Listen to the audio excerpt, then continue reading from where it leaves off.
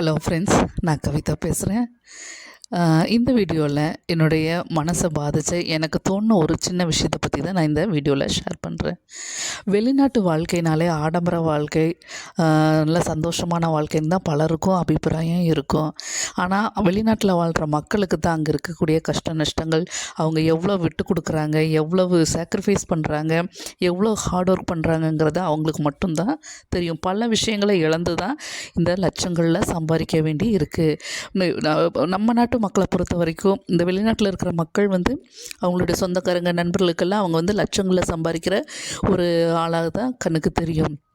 ஆனால் அந்த லட்சங்களில் சம்பாத்தியம் இருந்தால் கூட செலவு பண்ணுறது அந்தந்த நாட்டில், எந்த நாட்டில் வசிக்கிறோமோ அந்த நாட்டில் இருக்கக்கூடிய பணத்தோட மதிப்பில் தான் நம்ம செலவு பண்ணுறோம். ஸோ இக்கரைக்கு அக்கறை பச்சைங்கிற மாதிரி நம்ம இந்தியாவில் நம்ம எப்படி இருக்கிறோமோ அதே மாதிரி தான் இங்கேயும் இருக்கலாம். சில வசதி வாய்ப்புகள் வேணால் நம்ம இந்தியாவை கம்பேர் பண்ணும்போது மற்ற வெளிநாடுகளில் அதிகமாக இருக்கலாம், கொஞ்சம் மேம்பட்டு இருக்கலாம். ஆனால் வாழ்க்கை தரம் எப்போவுமே பார்த்திங்கன்னா இந்தியாவில் இருக்கிற நம்ம எப்படி இருப்போமோ அந்த மாதிரி தான் இங்கேயும் இருக்க முடியும். ஆனால் மக்கள் என்ன நினைக்கிறாங்கன்னா, லட்சங்களாக சம்பாதிக்கிறாங்க, நல்லா ஜாலியாக செலவு பண்ணுறாங்க, நல்லா ஊரை சுற்றி பார்க்குறாங்க. ஆனால் அதுக்கு கொடுக்குற விலை ரொம்ப அதிகம். ரொம்ப வெகு சில பேர் தான் சம்பாதிக்கிற அந்த சம்பாத்தியத்தை சரியான முறையில் இன்வெஸ்ட் பண்ணி நல்ல ஒரு ஃப்யூச்சரில் ஒரு நல்ல ஒரு ஸ்டாண்டர்டான லைஃப்பை அவங்க இந்தியாவிலையும் அவங்களால வச்சுக்க முடியுது.